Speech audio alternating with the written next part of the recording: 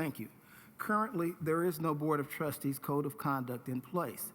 Instead, Article 9, Section A of the bylaws references a code of ethics and conflict of interest and states that the members of the Board of Trustees shall be guided by the provisions set forth in the Indiana Code and the university's principles on ethical conduct. Neither the code nor the principles sufficiently address the heightened fiduciary responsibilities of trustees. Additionally, the university's principles of ethical conduct do not include any procedures for handling violations of those principles. The majority of our Big Ten peer institutions have a trustee code of conduct or a trustee code of ethics. We have drafted a code of conduct for Indiana University trustees that addresses, among other things, the fiduciary responsibilities of trustees and a sanctions process for addressing potential or actual violations of the code of conduct. If the Board of Trustees approves the adoption of the Code of Conduct, it will replace Section A in Article 9 of the bylaws. And it is my recommendation that the Board of Trustees approve the adoption of that Code of Conduct. Trustees, do we have any further questions, comments?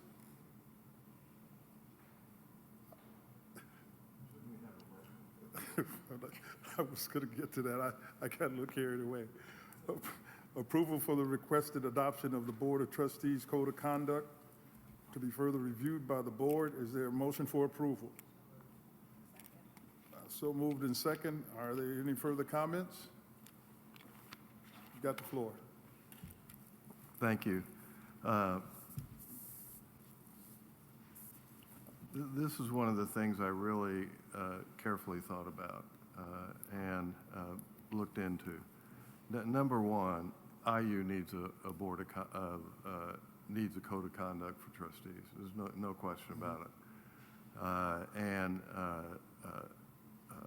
There are key elements to that are fairly recognized throughout the various university codes of conduct that I examined.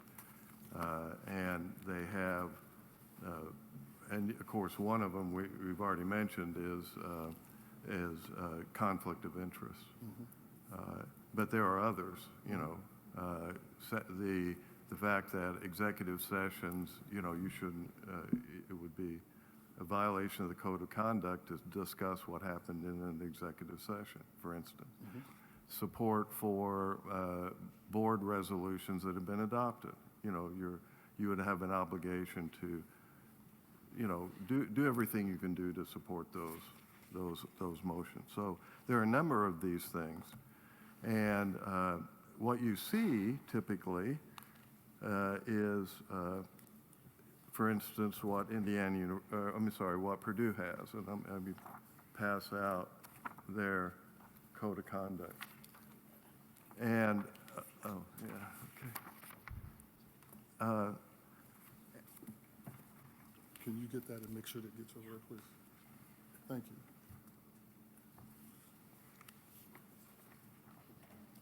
you. And let me say something for a minute about Purdue University.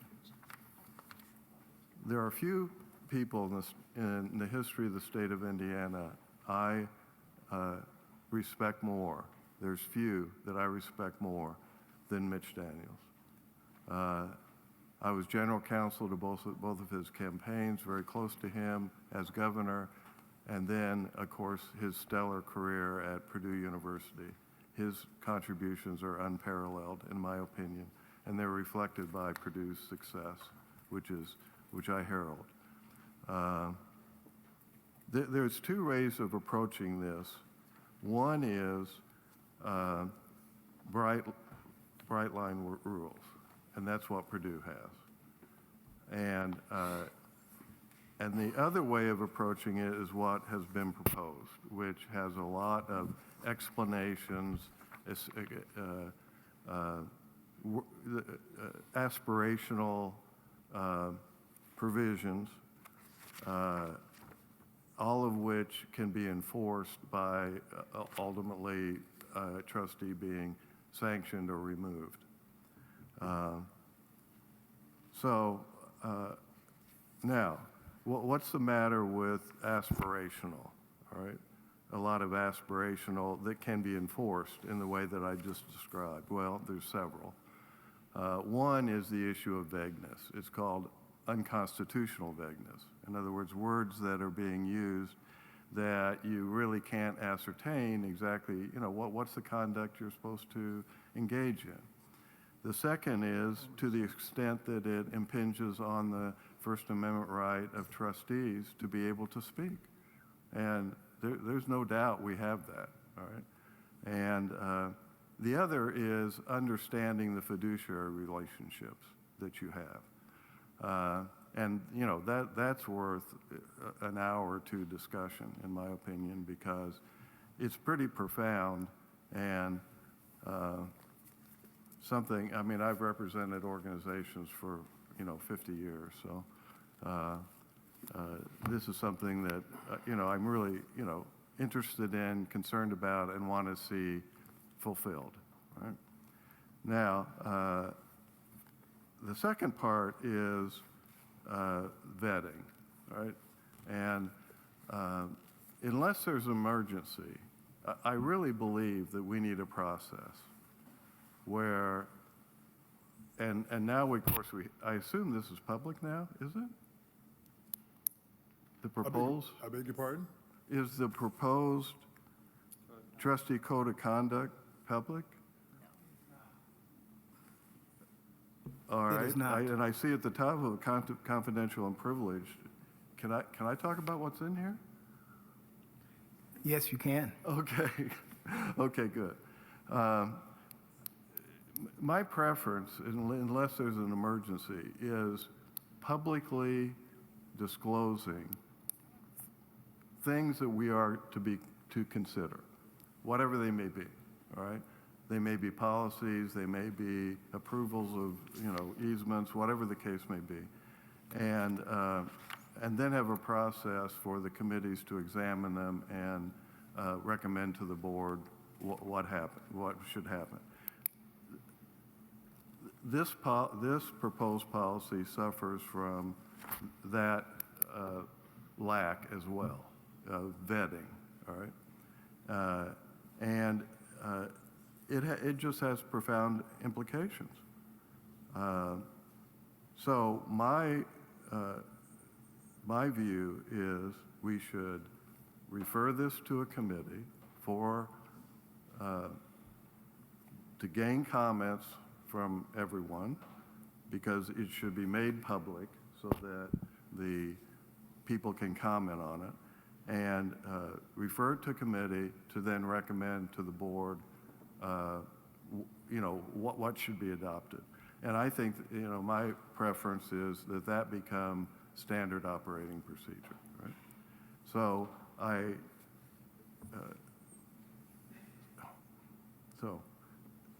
I don't want to get into the details of the problems I have with this. I'd much rather we submit this to a process without adopting it. We haven't had a code of conduct since 1820.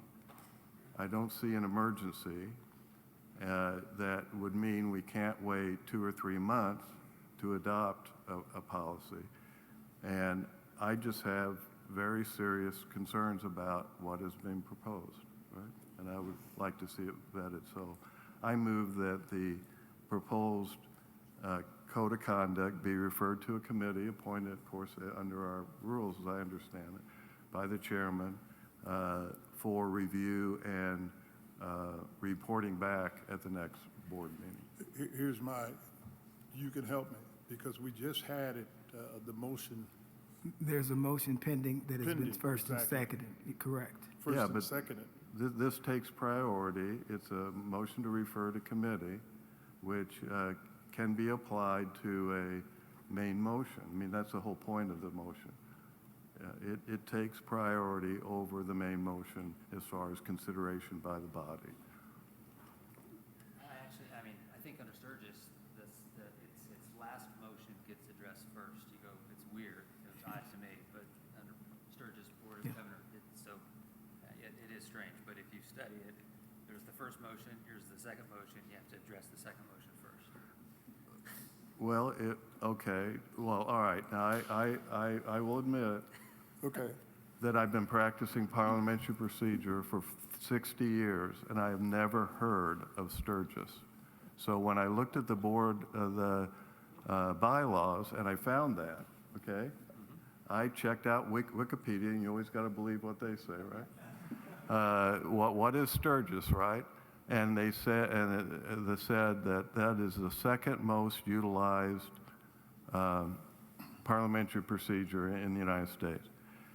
But that means that it is so far second that I had never even heard of it. All right? So I'm looking for counsel to help me here. somebody, if they say I agree with you. you have to defeat the adoption of the policy in order to refer it to committee, right? I don't think that's what No? he said. Okay, then how's it work? My understanding, I agree with Trustee Moore, what you just explained, yes. Well, We have so to address. what does that mean? I'm That we sorry. have to address your motion. you have to address the last The motion. last motion. So the first motion was the motion to approve the policy. You've now made a motion that basically says you would like to refer it to committee. Right. Procedure under Sturgis would be that we have to vote Deal with on yours yours first. Yes. Oh, well, that's Yes. what I would think. Yeah. Okay. So, all right Jim, then. before we vote on that, may I ask a question? Your comment about having, I don't want to put where, I can't remember if it's issues or concerns or whatever about is it that there's things in there that aren't correct and would be a problem if we implemented it? Or is it that it's not written in as clear and crisp a way as you would like? I'm just trying to understand what the concerns at a high level are. I would agree with both of those. I think that it suffers from both. And, and I've annotated my copy, and I put a V where we have what I consider an unconstitutionally vague provision. For instance, that we are obligated, well, I should get that exact language. It's really interesting.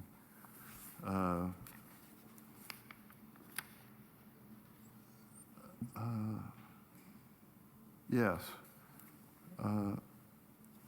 All trustees shall comply and conduct themselves in accordance with the spirit and letter of all federal, state, and local laws and regulations. I understand what the letter is, all right? I mean, I practice law, that's what we do. What in the world is the spirit? Now, if it's the Holy Spirit, okay, I know where to go to find out what the Holy Spirit wants us to do, okay? But the spirit of a law, that's an absurdity, honestly. Okay, that's helpful. I was just, thank you. So here, guys, this is very important stuff, but we've got to deal with it in the sequence based. I'm taking counsel, so we got to deal with yours first. Right. Okay? I understand. So- And that's right. And look, if I may, Chairman, so we've got 3 new trustees that have been on for 7 days, and we've got 3 new trustees coming on July 1st. So I think the desire to have it go to a committee of trustees and formulate the right recommendation is the right. I think that's a great step, and we should definitely do that. We're going to have 6 new trustees in a matter of 20 days. So let's definitely, I would That's where I was let me do going. that. I guess my only question would be, is there anything wrong with adopting this so we have something, because we got 3 new trustees, we don't know who they are, that are coming, so we would have a code of conduct, and that code of conduct would be adjusted within 90 days? I mean, do you feel that 90-day period is not something that we could live with?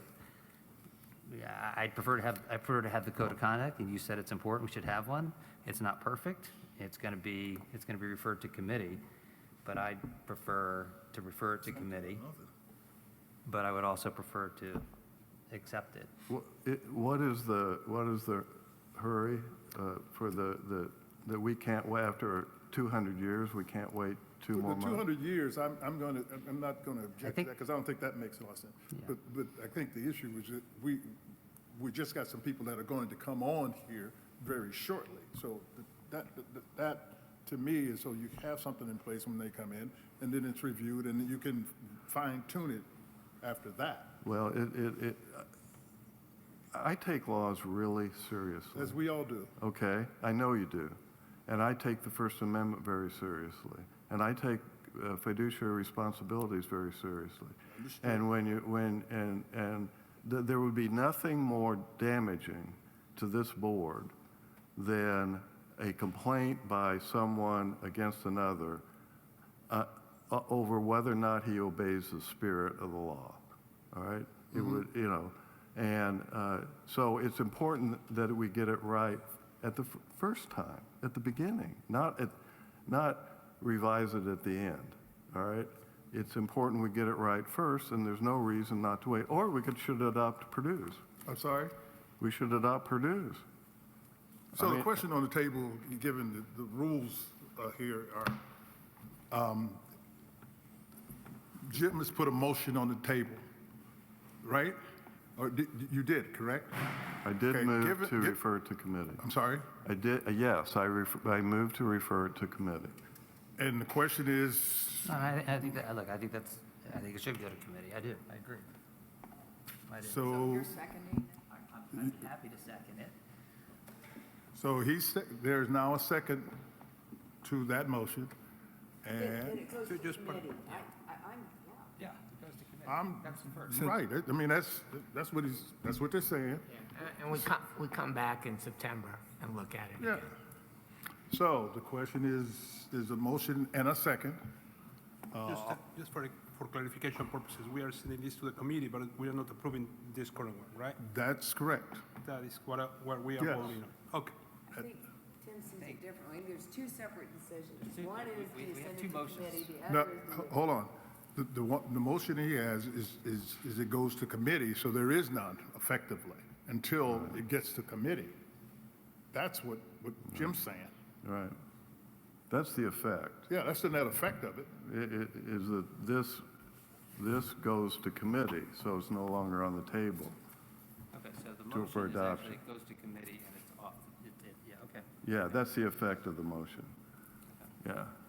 So is the motion has Yeah, that's fine. been seconded? All approved? Aye. Opposed? Aye.